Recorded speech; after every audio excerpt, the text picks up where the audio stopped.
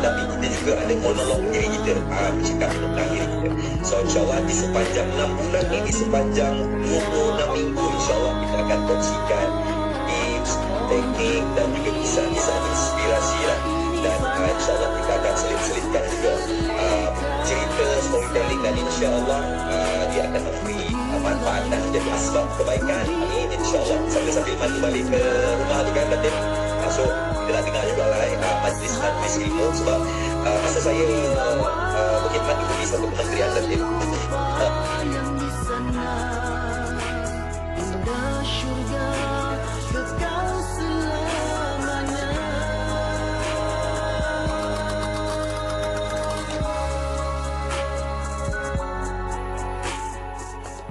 berbagai kemudahan dalam melaksanakannya, dan kami telah meninggikan bagimu sebutan namamu dengan mengurniakan pangkat Nabi dan berbagai kemuliaan. Oleh itu maka tetapkanlah kepercayaanmu bahawa sesungguhnya tiap-tiap kesukaran disertai kemudahan. Sekali lagi ditegaskan bahawa sesungguhnya tiap-tiap kesukaran disertai kemudahan. Kemudian apabila engkau telah selesai daripada sesuatu amal saleh, maka bersungguh-sungguhlah engkau berusaha mengejarkan amal saleh yang lain. Dan kepada Tuhanmu sahaja hendaklah engkau memohon apa yang engkau gemar dan ingini. Surah Al-Insyirah.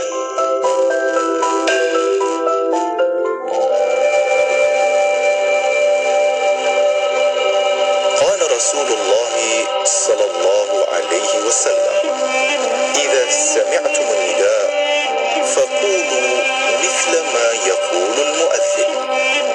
Rawahu al-Bukhari.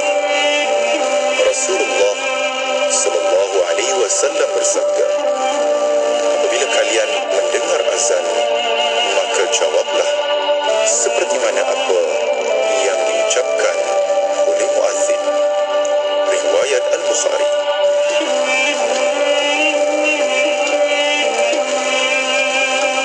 أمسينا وأمسى الملك لله والحمد لله لا إله إلا الله وحده لا شريك له له الملك وله الحمد وهو على كل شيء قدير. رب أسألك خير ما في هذه الليلة وخير ما بعدها، وأعوذ بك من شر ما في هذه الليلة وشر ما بعدها. رب أعوذ بك من الكسل وسوء الكبر. رب أعوذ بك من عذاب في النار وعذاب في القبر. Kami dan seluruh kerajaan memasuki waktu petang kerana Allah. Segala puji bagi Allah. Tiada sesembahan yang berhak disembah melainkan Allah semata. Tiada sekutu baginya. Semua kerajaan hanya miliknya dan segala pujian hanya untuknya. Dia maha berkuasa atas segala sesuatu. Wahai Tuhanku, aku memohon kebaikan yang ada di hari ini dan setelahnya. Sebaliknya aku memohon perlindungan dari keburukan yang ada di hari ini dan setelahnya. Wahai Tuhanku, aku berlindung kepadamu dari kemalasan dan buruknya umur tua. Wahai Tuhanku, aku berlindung kepadamu dari azab neraka dan azab kubur. Allahumma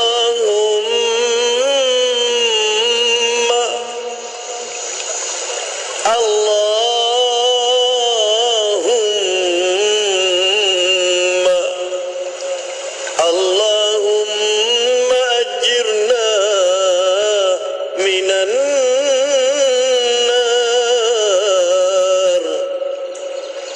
Allahumma ajirna minan nar. Allahumma ajirna minan nar.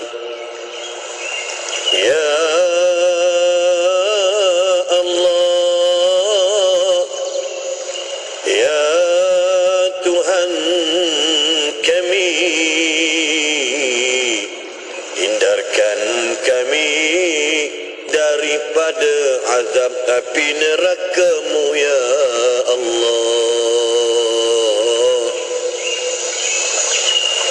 Ya Allah, hindarkanlah kami daripada azab api neraka-Mu ya Allah. Ya Allah, ya Rabbi, selamatkanlah kami, hindarilah kami dari api neraka-Mu ya Allah.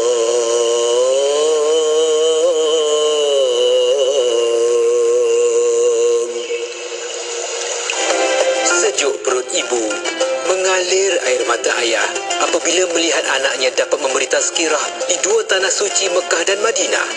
Suara anak yang dijaga dari kecil kini terdengar di bumi barakah, menyambung kalam Rasul dan para sahabat, memimpin hati-hati jemaah yang rindu Rasulullah dan ingin kembali kepada Allah. Ayuh anak-anak muda lepasan SPM, lepasan tahfiz dan lepasan madrasah, banggakan ibu dan ayah kalian dengan bekerjaya sebagai mutawif profesional. Sambung belajar dalam jurusan Diploma Kemahiran Pengurusan Mutawif Umrah dan Ziarah di 10 universiti awam terkemuka di Malaysia. Untuk mendaftar, layari www.pmdic.edu.my. Bersama kita melabur saham akhirat dengan menghulurkan sumbangan dana bagi mereka yang memerlukan. Ayo berinfak ke tabung Yayasan Dakwah Islamiah Malaysia Yadim. Sumbangan ini akan digunakan untuk misi bantuan banjir serta program dakwah kebajikan dan pendidikan anjuran Yadim. Ramai telah dibantu dan ramai lagi akan dibantu. Sumbangan boleh disalurkan terus ke akaun Maybank Yadim 566010525428 atau layari laman sesama Yadim www.yadim.com.my untuk sumbangan anda. Al-Quran Tagging Telaga Biru ada 25 kelebihan.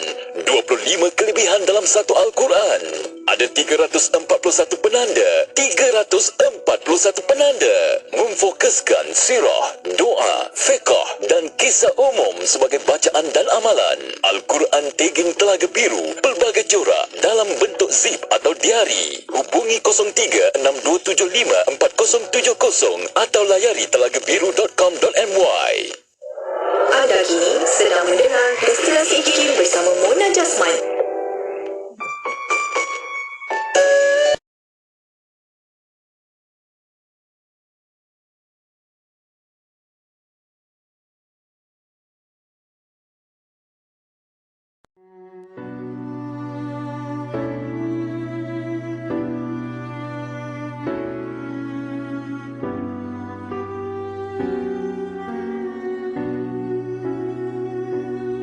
Tiga orang syahid ini yang dihantar oleh ibu mereka sendiri untuk mati di dalam perjuangan.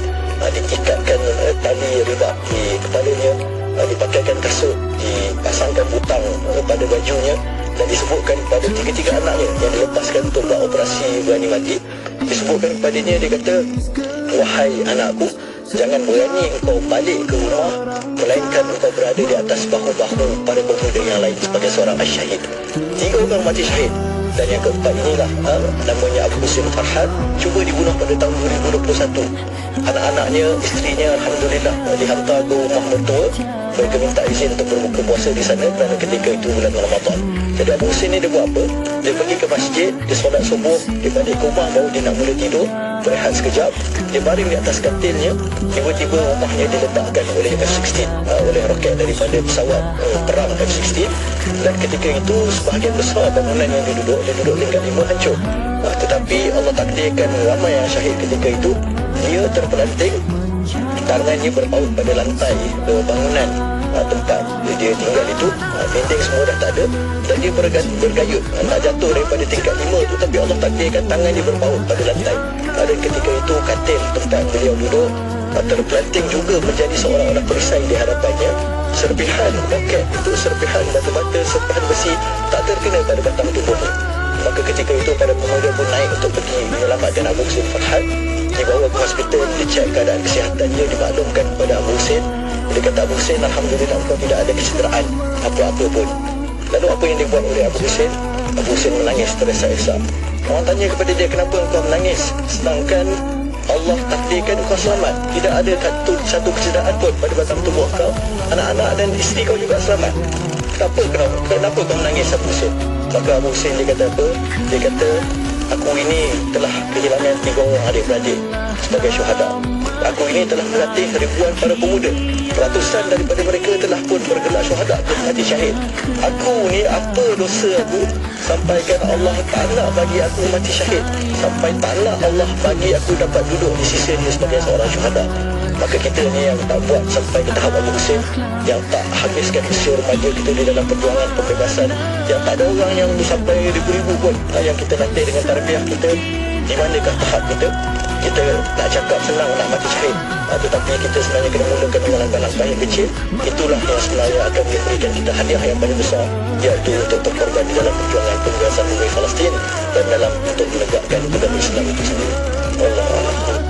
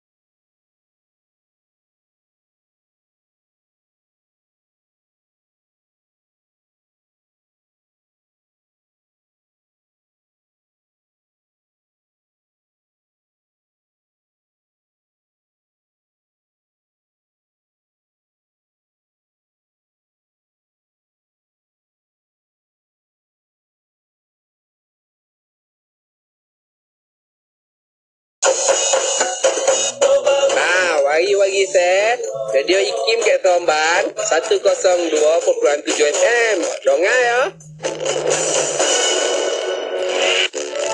Mencari kesejahteraan dan kekayaan dalam kehidupan untuk diri dan keluarga merupakan impian setiap insan. Dalam mencari kekayaan, nilai keberkatan tidak boleh diabaikan demi kebahagiaan di dunia dan di akhirat. Ia akan lebih bermakna dengan adanya teman setia di sisi yang mengambil berat tentang perjalanan membina kekayaan anda. Kami mempunyai para perunding yang bersedia membantu anda untuk membina dan mengumpulkan kekayaan, melindungi dan menyucikan harta serta mengagihkannya kepada insan tersayang secara patuh syariah melalui perkhidmatan pengurusan kekayaan Islam oleh RHB Islamic. Layari rhbgroup.com untuk info lanjut hari ini. Komputer, sila aktifkan pakej iklan promosi 2023. Baik Tuan, sila pilih pakej iklan yang Tuan inginkan. Baiklah, iklan beli satu percuma satu untuk semua jenis pakej iklan yang ada di IKIM. Baik Tuan, kami aktifkan. Pakej Rose, beli satu percuma satu aktif. Pakej Daily, beli satu percuma satu aktif. Pakej Target dan pakej Travelling, beli satu percuma satu aktif. Baiklah, terima kasih komputer. Ya, berita gembira kepada semua peiklan dan peniaga di seluruh Malaysia. Kami di Radio IKIM kini mengadakan pakej iklan mega. Beli satu percuma satu khas untuk anda. Anda beli satu, kami berikan satu lagi pakej iklan secara percuma. Jadi, beli satu, dapat dua. Beli dua, dapat empat. Beli tiga, dapat enam. Tunggu apa lagi? Hubungi kami di talian 019-650-7976 sekarang juga. Ruang iklan adalah terhad. Bertaluk kepada permaran syarat. Saya didiagnos dengan penyakit bipolar dan sedang dalam rawatan. Saya didiagnos mengalami skizofrenia. Saya disahkan mengidap anxiety disorder. Isteri saya mengalami kemurungan. Anak saya ada autism. Jangan sisihkan mereka. Ulurkan tangan. Luangkan masa. Hentikan stigma. Pesanan khidmat masyarakat ini adalah daripada Pusat Kecemerlangan Kesihatan Mental Kebangsaan NCEMH, Kementerian Kesihatan Malaysia. Hiburan mendidik jiwa hanya yang terbaik di IKIM. Inspirasi Inforia Islami. Bismillah. Bismillahirrahmanirrahim. Alhamdulillah rabbil alamin wassalatu wassalamu ala asyrafil anbiya wal mursalin sayyidina Muhammad wa ala alihi wa sahbihi ajmain. Assalamualaikum warahmatullahi taala wabarakatuh kepada para pendengar yang masih setia bersama kami di Radio Satu Kefahaman Islam Malaysia Radio IKIM. Alhamdulillah untuk waktu ini masih bersama Destinasi IKIM bersama saya Mona Jasman menemani anda sehingga jam 7 malam nanti. Dan untuk petang ini alhamdulillah bersama Destinasi IKIM kita masih bersama untuk kita kongsikan info dan ilmu yang terbaik untuk petang ini insya-Allah. Dan alhamdulillah untuk petang ini kita akan bersama juga untuk hari Isnin Tariq An-Nur bersama jurati kita, jurati untuk komunikasi kita untuk petang ini Tuan Rizal Rashid. Alhamdulillah untuk petang ini. Assalamualaikum Tuan. Waalaikumsalam warahmatullahi wabarakatuh. Yang bagi Datin, apa khabar Datin? Baik, alhamdulillah. Sihat Tuan ya? Alhamdulillah sihat. Cumanya hari ni agak unik sedikit sebab saya tidak berada di studio masya-Allah. Alhamdulillah. Terima kasih Tuan. Walaupun sibuk macam mana pun ada juga untuk Tariq An-Nur di setiap episod masya-Allah. Alhamdulillah. Dan untuk petang ini insya-Allah kita akan bercakap tentang tajuk bercakap tanpa bercakap. Mungkin untuk petang ini saya duduk diam sahaja kot. Untuk kita nak tahu lebih lanjut apa itu bercakap tanpa bercakap ini. Untuk mukadimah ni silakan Tuan. Okey, terima kasih bagi Datin. A'udzubillahi minasyaitonirrajim. Bismillahirrahmanirrahim. Qala rabbi shrah li sadri wa yassir li amri wahlul 'uqdatam min lisani yafqahu qawli. Allahumma alhimni rusydi wa a'idni min syarri nafsi rabbi zidni 'ilman warzuqni fahman. Allahumma salli ala sayyidina Muhammad wa ala ali sayyidina Muhammad kama sallaita ala sayyidina Ibrahim wa ala ali sayyidina Ibrahim wa barik ala sayyidina Muhammad wa ala sayyidina Muhammad kama barakta ala sayyidina Ibrahim wa ala ali sayyidina Ibrahim fil alamin innaka Hamidum Majid. Sekali lagi assalamualaikum warahmatullahi wabarakatuh. Bagi Datin, pada pendengar-pendengar, sahabat-sahabat yang saya hormati dan didoakan dengan kebaikan. Jadi kepada anda yang mungkin sedang memandu pulang, hati-hati memandu. Mungkin ada yang menunggu suami balik daripada ofis, so kena tunggu, dengar. Ataupun mungkin yang hari ni berpuasa sunat Datin, puasa Isnin hari ni. Selamat berbuka puasa insya-Allah. So, topik yang kita nak bahas pada petang ni adalah bercakap tanpa bercakap. Apa maksudnya Datin kan? Adakah kita bercakap melalui telepati? Ataupun kita ada saka ni Tuan Rizal? Ataupun Datin kalau orang Sabah bilang kan, ada gimbaran ni gimbaran lah. Okey, by the way tuan dan puan, apa pun yang kita nak bahas pada petang ni adalah satu topik yang sangat penting sebab kita sebagai seorang Islam, kita sebagai seorang profesional, kita sebagai seorang ketua ataupun kita sebagai seorang individu, nak tak nak kita kena bercakap. Dan sebelum kita nak bahaskan Datin tentang topik bercakap tanpa bercakap, macam biasa kita nak recap semula apakah topik yang kita telah bahas minggu lepas. Mungkin ada yang baru mendengar siaran Tariq An-Nur, mungkin minggu lepas terlepas. So jom kita recap semula apa yang telah kita explore minggu lepas. Tuan dan puan, minggu lepas kita telah bahas tentang rahsia ketua berpengaruh. Dan bila kita sebut tentang rahsia ketua berpengaruh, kita juga telah bahas minggu lepas ada dua jenis ketua. Satu, transactional leader. Yang kedua adalah transformational leader. Dan pada rakan-rakan yang mungkin sedang mendengar dan sedang menonton di Facebook, anda boleh komen di ruangan chat transformational dan transactional. Silakan. Dan terima kasih kepada rakan-rakan yang memberikan komentar. Okey, minggu lepas juga kita telah bahas apakah 4 ciri-ciri transformational leaders. So, kita semua sedia maklum tuan-tuan, kita sebagai seorang ketua, tak kisahlah mungkin kita sebagai seorang ketua jabatan, ketua unit, ataupun ketua keluarga, ataupun mungkin kita sendiri sebagai ketua dalam kehidupan kita. So, kita kena tahu ultimate level ataupun level ketua yang tertinggi yang kita nak capai adalah transformational leader. Transform, dia punya ayat transform. Kata dasarnya transform. Dan bila kita sebut tentang transformational leader ni kan, tuan dan puan, minggu lepas kita telah bahas ada 4 ciri-ciri. 4 ciri-ciri. Yang mana 4 ciri-ciri ni nak mudah ingat akronimnya dengan 4I. Bukan akronim lah, ingat saja 4I. So, apa dia 4I sebagai satu ciri-ciri transformational leader? Yang pertama adalah idealized influence.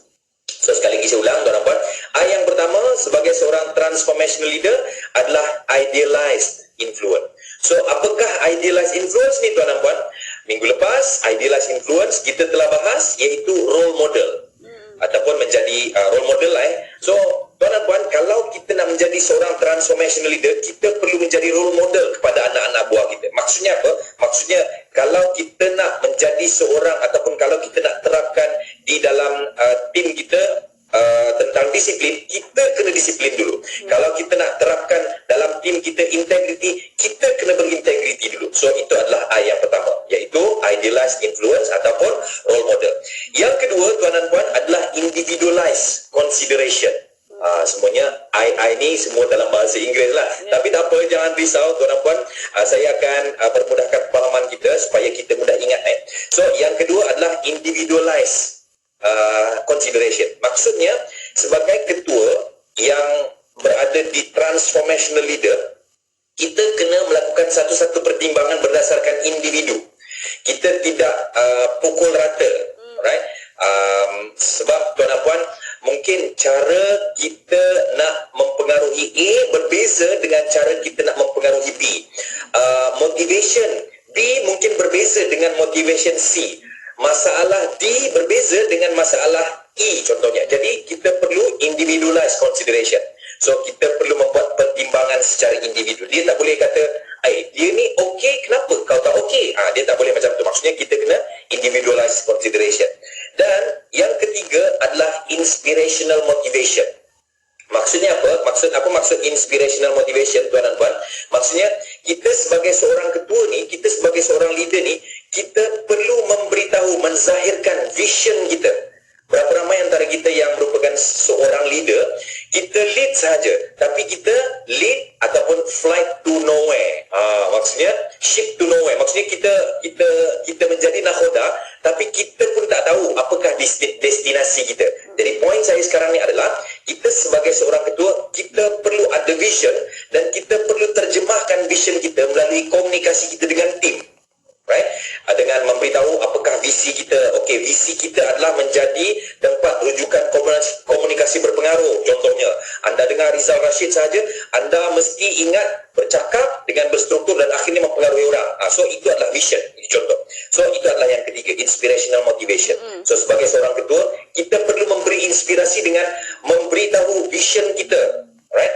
Yang keempat, yang terakhir adalah intellectual stimulation. So apa maksud intellectual stimulation?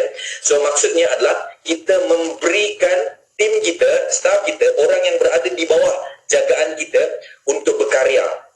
Maksudnya tuan dan puan, kita boleh minta diorang punya pandangan dan kita boleh minta diorang punya suggestion. Dan kita sentiasa membenarkan mereka improve diorang punya ataupun tim kita punya skill, dan kita benarkan mereka berkarya. Dan tuan dan puan, again ada 4 ciri-ciri transformational leader. Saya ulang semula. Yang pertama, idealized influence ataupun role model. Yang kedua adalah individualized consideration. Maksudnya kita membuat pertimbangan secara individu. Dan yang ketiga adalah inspirational motivation. Maksudnya kita sentiasa memberikan visi kita untuk orang faham dan sama-sama sambut visi kita, insya-Allah. Dan yang keempat adalah intellectual stimulation. Dan maksud intellectual stimulation maksudnya kita kena membenarkan tim kita untuk berkarya. Dan tuan dan puan, minggu lepas juga kita telah bahas keempat-empat ni. Kalau kita perasan Datin, ianya ada pada Nabi sallallahu alaihi wasallam. Masya-Allah. Jadi tuan dan puan, itu adalah apa yang telah kita pelajari minggu lepas. Dan tuan dan puan, kalau kita perasan keempat-empat ciri ni Datin, keempat-empat I ni dia nak tak nak kita kena jadi orang yang boleh bercakap. Dia ada orang kata Datin, tuan saya ni tak boleh lah tuan bila bercakap. Saya ni orang belakang tabir lah. Dia tuan dan puan nak menjadi seorang ketua ataupun nak menjadi seorang leader, walaupun leader dalam keluarga kita nak tak nak kita kena bercakap. Dan bila kita sebut tentang bercakap petang ni kita nak bahas tentang topik bercakap tanpa bercakap. So apa dia bercakap tanpa bercakap? Dan insya-Allah Datin, selepas ni kita akan belajar sebenarnya apa yang kita cakap tu tak penting tau. So sekali lagi ulang, mungkin ada yang pelik apa yang kita cakap tu tak penting. Jadi apa yang penting kalau anda nak tahu, Terima kasih Tuan atas mukadimahnya dan pencerahan. Itulah bercakap tanpa bercakap. Tajuk yang pelik tapi benar. Ada tekniknya insya-Allah selepas ini bersama Tuan Rizal. Dan untuk waktu ini Tuan Rizal dan para pendengar, kita akan berehat seketika. Kita akan kembali selepas ini. Untuk bersama para pendengar, boleh hantarkan soalan anda melalui WhatsApp konti 01129004 dan juga boleh tinggalkan soalan anda di FB Live IKIM FM, di YouTube IKIM Media. Berehat seketika pada waktu ini, kembali selepas ini untuk anda tersedia bersama kami hanya di Destinasi IKIM. استمروا معنا في إذاعتكم إذاعة معهد الوعي الإسلامي الماليزي لمبah Kelang 91.5 FM.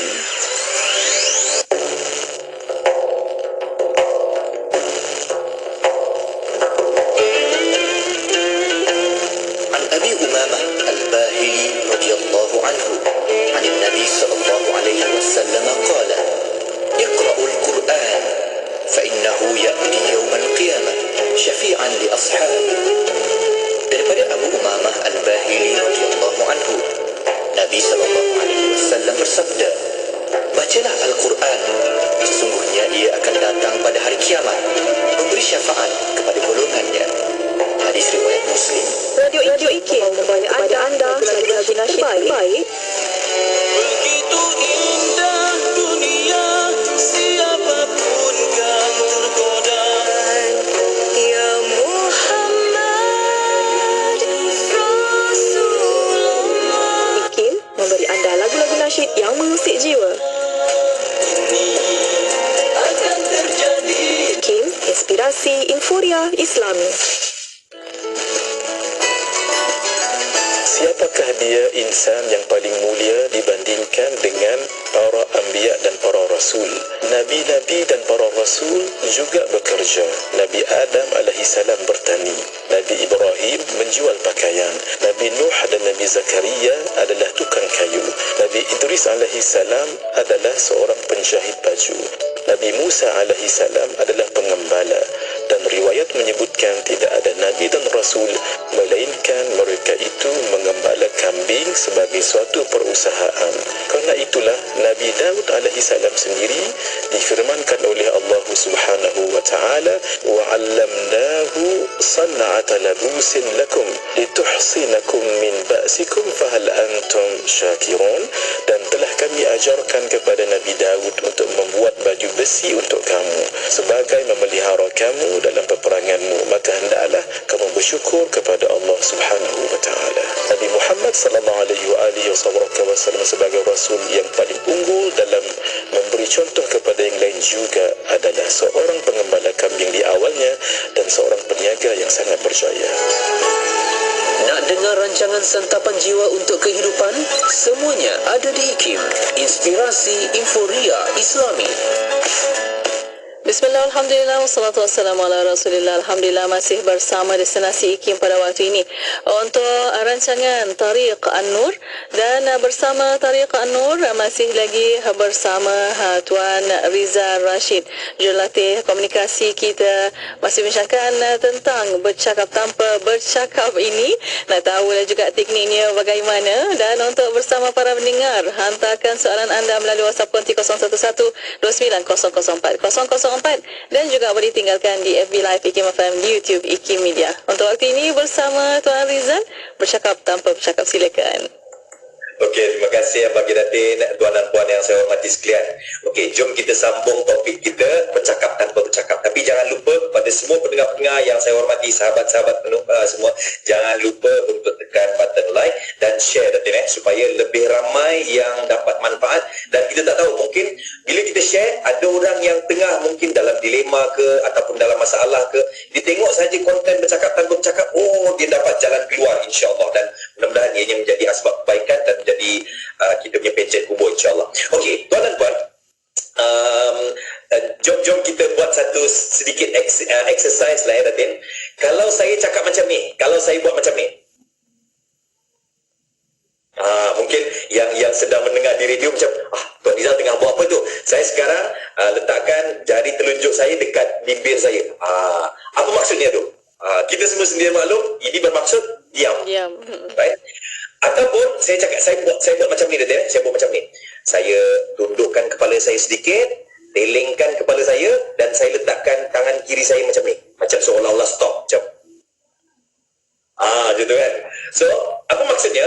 Maksudnya dia macam, kalau kita macam ni, kepada rakan-rakan yang tengok dekat YouTube ataupun Facebook, anda nampak lah kan saya punya action kan. Maksudnya apa? Maksudnya jangan cakap, saya tengah fokus ni, saya tengah mendengar ni, jangan kacau saya. Macam tu, betul tak Datin? So tuan dan puan, apa maksudnya? Maksudnya saya boleh bercakap, saya boleh berkomunikasi tanpa saya mengeluarkan suara. So tuan dan puan, that is why sebenarnya kalau kita perasankan Datin, semasa kita bercakap, bukan perkataan itu yang penting. Perkataan itu penting, tapi apa yang lebih penting, jom kita tengok sama-sama. Ada satu kajian daripada Albert Mahrabian, Profesor Albert Mahrabian. Dia bagi tahu sebenarnya komponen dalam komunikasi ni dia ada 3. Jadi kepada tuan dan puan yang merupakan sebagai seorang ketua, sebagai seorang ibu, sebagai seorang pendidik, seorang pensyarah ataupun business owner ataupun sesiapa sahaja, kita kena sedia maklum, kita kena tahu bercakap ni ataupun komunikasi ni dia ada 3 komponen utama. So apakah 3 komponen utama based on Albert Mahrabian? Yang pertama adalah words, perkataan. So tuan dan puan anda boleh komen di ruangan chat, words ataupun perkataan, dan dia punya peratusan adalah 7% saja. So sekali lagi saya ulang tuan dan puan, komponen pertama dalam bercakap ni adalah words ataupun perkataan. Dan words ni untuk makluman Datin dan kita semua hanya 7% saja dalam bercakap. Mungkin ada yang kata, macam mana pula 7%? Bukankah bercakap ni banyak kan? So itu saat lagi kita bahas. Yang kedua tuan dan puan, komponen yang kedua dalam bercakap adalah voice ataupun suara. So berapa peratus voice ataupun suara dalam percakapan kita? Ianya terbahagi ataupun ianya adalah 38%. So sekali lagi saya ulang, untuk voice adalah 38%. Dan tuan dan puan, untuk makluman anda, sebenarnya yang bagi Datin daripada semua sahabat-sahabat pendengar, yang paling banyak portion dia dalam communication adalah non-verbal. Non-verbal. So non-verbal ni ada berapa peratus? Non-verbal ni meliputi 55%. So tuan dan puan, anda boleh komen di ruangan chat, words ataupun perkataan 7%, voice ataupun suara 38%, dan yang paling besar komponen komunikasi adalah non-verbal, dan non-verbal ni adalah 55%. So tuan dan puan, mungkin ada yang kata, ada yang selalu tanya saya, Tuan Rizal, bukan ke bercakap ni, macam contoh Tuan Rizal bercakap kan, bukan ke bercakap ni paling banyak dalam komunikasi kan? Okey, saya nak bagi satu situasi lah Datin daripada semua pendengar-pendengar. Let's say lah perkataan itu adalah Rizal cuti. Rizal cuti So bayangkan ini adalah yang pertama. Mungkin Datin boleh teka apa maksudnya Rizal cuti. So apa maksudnya tu Datin? Cuti. Saya sedang bercuti, betul? Tapi kalau saya cakap Rizal cuti, pelik. Apa maksudnya Datin? Macam terkejut kan? Kenapa dia cuti kan? Cuti lagi, bukan hari tu dia dah cuti ke? So sekali lagi saya ulang, tuan dan puan, anda juga boleh komen di ruangan chat. Ini yang pertama, situasi pertama. Saya kata Rizal cuti. So apa maksudnya tadi Datin? Maksudnya kita nak bagi tahu yang Rizal sedang cuti, to inform. Ataupun yang kedua, muka berkerut, lepas tu kita kata Rizal cuti, dekat hujung dia ada macam question mark kan. So tuan dan puan, apa maksudnya yang kedua tu? Maksudnya kita tengah macam argue kan Datin, macam Rizal cuti lagi, banyak kali ni dia cuti, contoh. So maksudnya apa? Kalau kita perasan Datin, perkataan tu sama, Rizal cuti, tapi bila disampaikan dengan tone of voice yang berbeza, facial expression ataupun non-verbal yang berbeza, dia akan menghasilkan message yang berbeza. So tuan dan puan, that is why kan, dan tuan dan puan, bila kita sebut tentang bercakap ni, sebenarnya it is not about what you say. Dianya bukan apa yang kita sampaikan, tapi sebenarnya bagaimana kita sampaikan message itu jauh lebih penting. Dan tuan dan puan, sebelum saya terlupa, tapi tadi tadi saya terlepas sedikit. Bila kita sebut tentang non-verbal ni ada berapa peratus tuan puan? 55% kan? Dan untuk makluman yang bagi Datin, non-verbal ni dalam bercakap ni sebenarnya adalah komponen yang paling besar. So non-verbal ni sebenarnya ada 4 subkomponen. So apakah dia subkomponen 4 subkomponen dalam bercakap ni? Kita terangkan serba sedikit dulu, nanti kita akan sambung di slot berikutnya. So bila kita sebut tentang non-verbal ni paling banyak kan dalam bercakap. So dia ada 55%. Tapi dalam tu dia ada pecahan-pecahan dia pula. Ada 4 pecahan non-verbal. Yang pertama adalah facial expression ataupun ekspresi muka. Yang kedua adalah body language ataupun bahasa badan. Yang ketiga adalah emotion. Dan yang keempat adalah attire ataupun penampilan kita. So kalau kita nak tahu lebih lanjut, kalau kita nak bercakap dan akhirnya orang akan suka dengan kita, orang akan rasa macam, ya Allah, bestnya bila cakap dengan Datin, ya Allah, bestnya cakap dengan tuan ni, bestnya bercakap dengan puan ni. Kalau kita nak tahu teknik bagaimana kita nak kedengaran welcoming, kedengaran ikhlas ataupun nak memudah orang suka dengan kita, macam mana tekniknya? Tunggu saat lagi kita bahas, insya-Allah. Allahuakbar. Ya, Alhamdulillah. Terima kasih Tuan Rizal. Dan untuk waktu ini kita berehat seketika. Kita akan kembali selepas ini untuk bersama para pendengar. Boleh hantarkan soalan anda melalui WhatsApp konti 0112900404 dan juga boleh tinggalkan soalan anda di FB Live IKIM FM, di YouTube IKIM Media. Berehat sekali lagi kembali selepas ini untuk anda terus setia bersama kami hanya di Destinasi IKIM. 24 jam sentiasa mendampingi, indah dengan muzik Islami dan program dakwah. Allah Subhanahu wa taala kita melihat khabar dan khabar. Dengarkan di IKIM, inspirasi inforia Islami. Daripada Ali bin Abi Talib radhiyallahu anhu, Rasulullah sallallahu alaihi wasallam bersabda, "Man un'ima alaihi ni'matun falyahmadillah wa man istabta'a ar-rizq falyastaghfirillah wa man ahzanahu amrun falyaqul la haula wa la quwwata illa billah." Maksudnya, sesiapa yang dikurniakan kepadanya nikmat, maka hendaklah ia memuji Allah. Dan sesiapa yang rezekinya payah dan susah, maka hendaklah beristighfar kepada Allah. Dan sesiapa yang dilanda kerunsingan, maka hendaklah diucapkan la haula wa la quwwata illa billah. Hadis riwayat Al-Baihaqi. Al-Jazaa.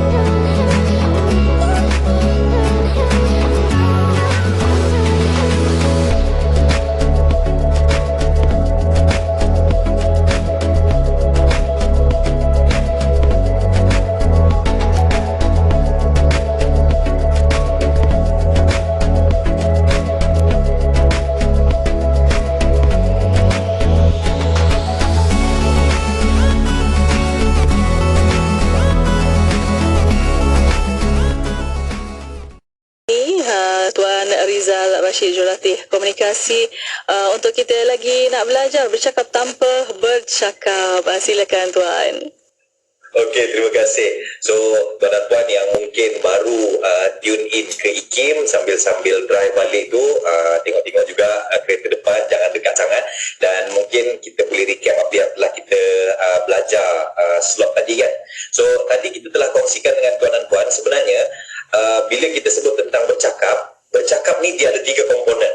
So apakah 3 komponen dalam bercakap ataupun dalam komunikasi? Komponen yang pertama adalah words ataupun perkataan. So berapa peratus tuan dan puan? 7%. Yang kedua adalah tone of voice ataupun voice, suara kita. Berapa peratus tuan dan puan? Peratusnya adalah 38%. Dan sebenarnya yang paling banyak dalam bercakap, dalam komunikasi adalah non-verbal, which is 55%.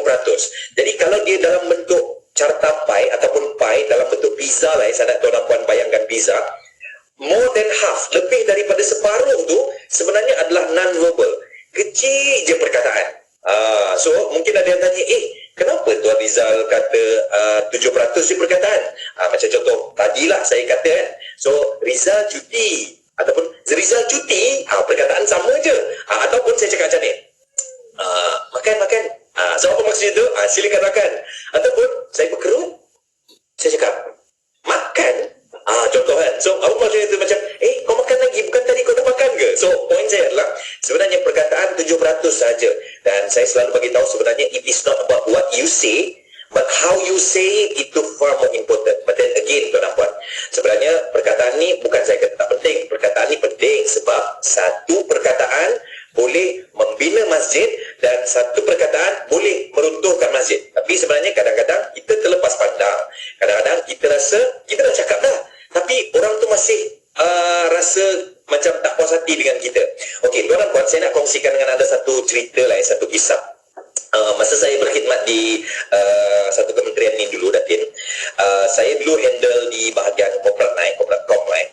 So kami menerima aduan masa tu yang mana ada klien kami yang kata kami punya staff macam, nak senang faham, dia macam tak welcoming lah ataupun saya direct lah, maafkan saya, dia seolah-olah kata staff tu kurang ajar lah, dia cakap macam tu. So again, kita pun tak bayun lah, kita tak boleh lah nak bagi tahu staff tu kenapa berlaku macam ni kan.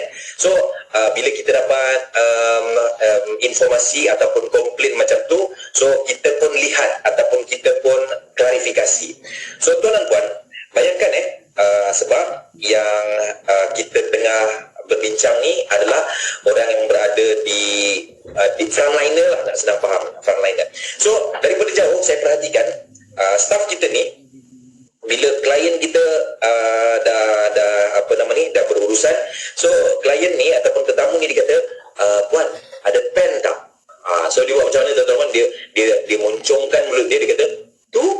Macam tu. Sekali saya ulang.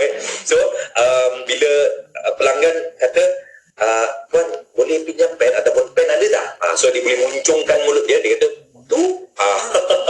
So tuan dan puan, saya pun kata, patutlah, agaknya itu dia kata, saya dah cakap, kenapa orang masih tak puas hati dekat saya Ataupun tuan dan puan, pernah tak kita mengalami situasi di mana mungkin bila kita bercakap di telefon, orang kata kita ni tak welcoming, kita ni rasa macam garang dan seumpama dengannya.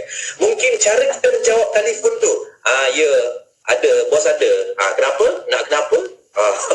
So mungkin kita ikut skrip, tapi dari segi kita punya facial expression tu ataupun kita punya mimik muka tu akan membuatkan orang rasa dia ni kurang ajarnya ataupun dia ni tak welcomingnya.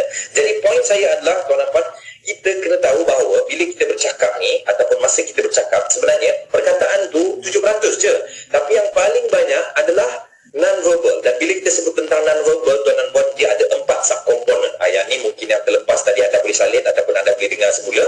Dalam non-verbal, dia ada 4 pula subkomponen. Yang pertama adalah facial expression ataupun ekspresi muka. Ini yang pertama. Yang kedua adalah kita punya body language ataupun bahasa badan kita. Right? Dan yang ketiga, emosi kita masa bercakap dengan suami, emosi kita macam masa bercakap dengan bos, emosi kita semasa bersiaran, contoh. Dan yang keempat adalah attire ataupun penampilan kita. Okey, tuan-tuan dan puan-puan, saya pernah berdiskus dengan salah seorang sahabat saya. So dia kata baju ni, dia kata as long as dia suci, dia bersih dan dia tak ada najis, kita boleh solat, tak apalah, berkedut pun tak apalah. So dalam argument tu ataupun dalam diskusi tu ada yang kata, tak boleh lah, kena iron lah kan.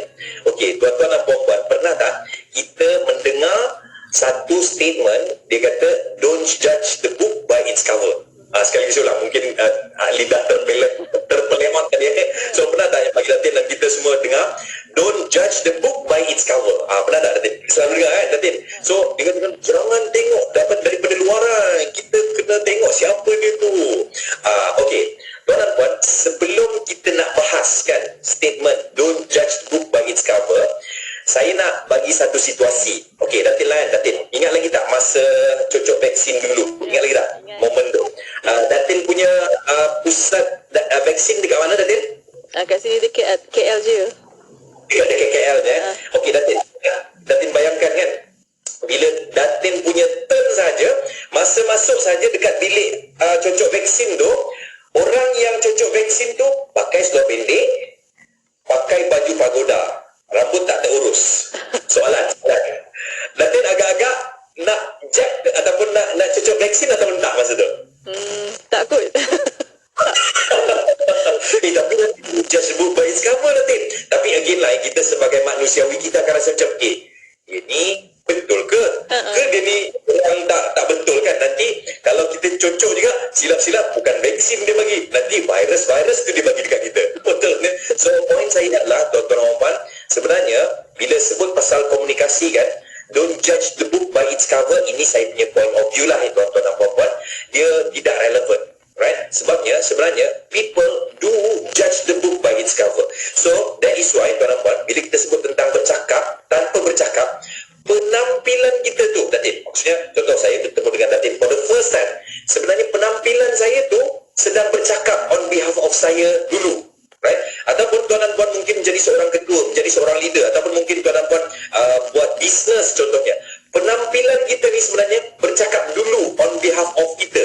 Kalau kita sendiri pun bajunya busuk, tak iron, so dia akan menimbulkan first impression yang tak bagus. Dan tuan dan puan, again, bila kita bercakap, sebenarnya kita perlu jaga ataupun kadang-kadang kita terlepas pandang tentang non-verbal ni. Dan bila kita sebut tentang non-verbal kan, tuan-tuan dan puan-puan, kita kena jaga kita punya air muka ataupun mimik muka kita, dan kita punya body language, bahasa badan kita, dan juga kita punya emosi dan penampilan.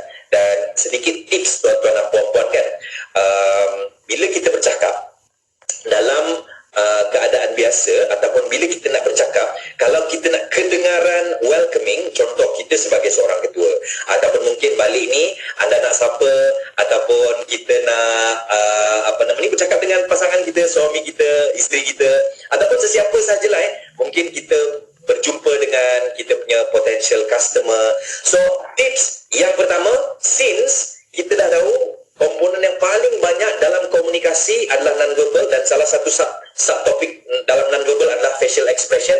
Tips yang pertama adalah bila kita bercakap, kita kena senyum. So itu adalah tips yang pertama. So anda boleh komen di ruangan chat #tips 1, bercakap dengan senyum. Sebab tuan dan puan, bila kita bercakap dengan senyum berbanding kita bercakap tanpa senyum, dia akan menghasilkan aura, bukan aura lah akan menghasilkan mood yang berbeza ataupun mood yang berbeza. So saya nak tuan-tuan puan bayangkan saya cakap macam ni. Assalamualaikum warahmatullahi wabarakatuh. Salam sejahtera. Terima kasih kepada semua rakan-rakan pendengar Tariq An-Nur pada petang ni, hati-hati memandu, dan saya nak tuan-tuan puan salin apa yang anda akan pelajari petang ni. So itu adalah pertama.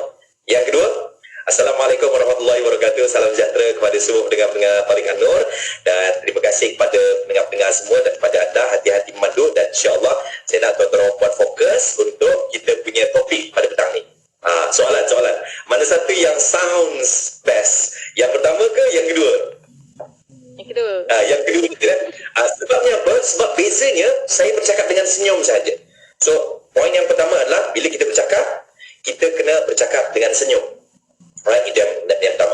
Dan yang kedua, tuan-tuan puan, since kita tahu bila kita bercakap ni, non-verbal sangat penting. Jadi, elakkan daripada kita bercakap ni, close posture ni, macam ni kan, sambil cakap, okay, saya dengar ni, I know, okay, teruskan, dah lah pandang tempat lain nanti, okay, Ini again lah ini nak remind diri saya juga lah okey cakap contoh kan anak kita bercakap dengan kita cakaplah apa dengar ni so again kita kena menghadapkan badan kita kepada sesiapa saja ataupun kepada orang yang kita sedang bercakap dan kita buka ataupun kita buat open posture ni maksudnya kita tidak berpeluh tubuh lah sebabnya tuan-tuan kita kena ingat sebenarnya non-verbal itu juga sangat penting. Maksudnya selepas ni bila kita bercakap dan kita nak kedengaran dan kelihatan welcoming, first sekali kita kena bercakap dengan senyum dan yang kedua kita kena bercakap dengan open posture.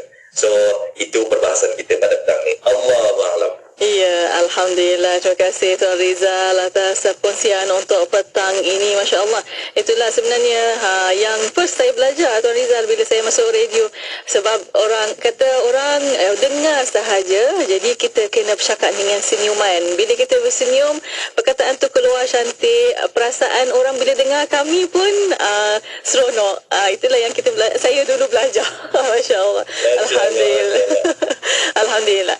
Dan untuk waktu ini bersama Tuan Rizal kita penghujung untuk rancangan Tariq An-Nur. Mungkin ada kata-kata terakhir daripada Tuan, pesanan terakhir silakan.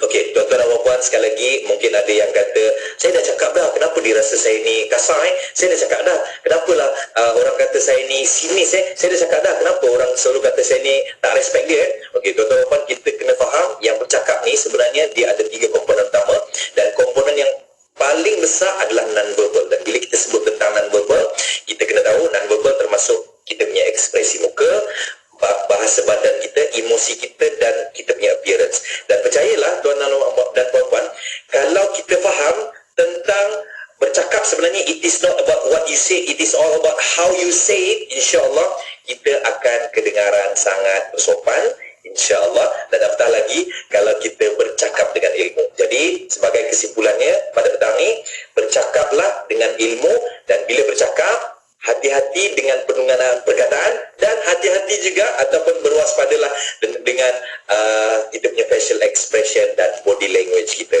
Allahu a'lam. Alhamdulillah. Terima kasih Tuan Rizal atas perkongsian untuk petang ini.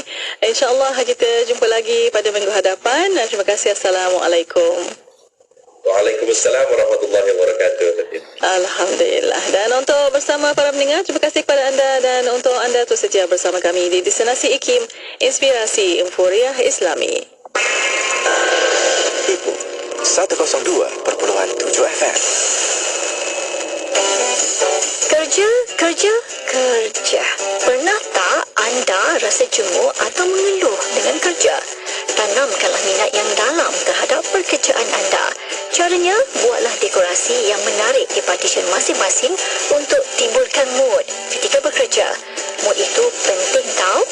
Jika tak ada mood, satu apa pun takkan jadi. Ada kerja, barulah ada gaji.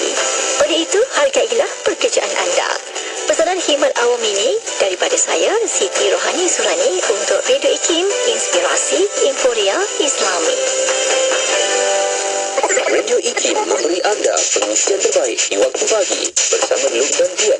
Warna pagi setiap Isnin hingga Jumaat 6 hingga 10 pagi. Dan fitnah dan memang bila kadang-kadang kita di akhir-akhir zaman ni orang sebut inilah fitnah akhir zaman dan sebagainya. Kita tahu fitnah ni kalau ikut di sudut bahasanya adalah ujian, adalah tentang bencana, segala bentuk kecelaruan, segala bentuk penipuan itu fitnah. Diiringi dengan lagu-lagu nasyid terbaik di Malaysia.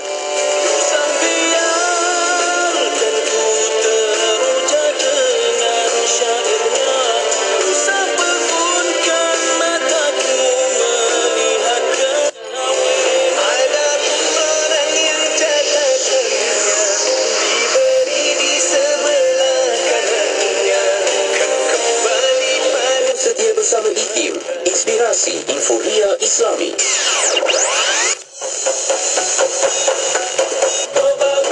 Wagi saya Radio IKIM kat Tomban 102.7 FM.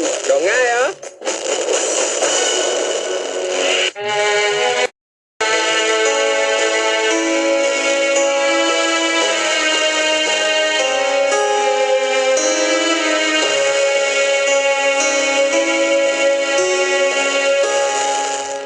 أستغفر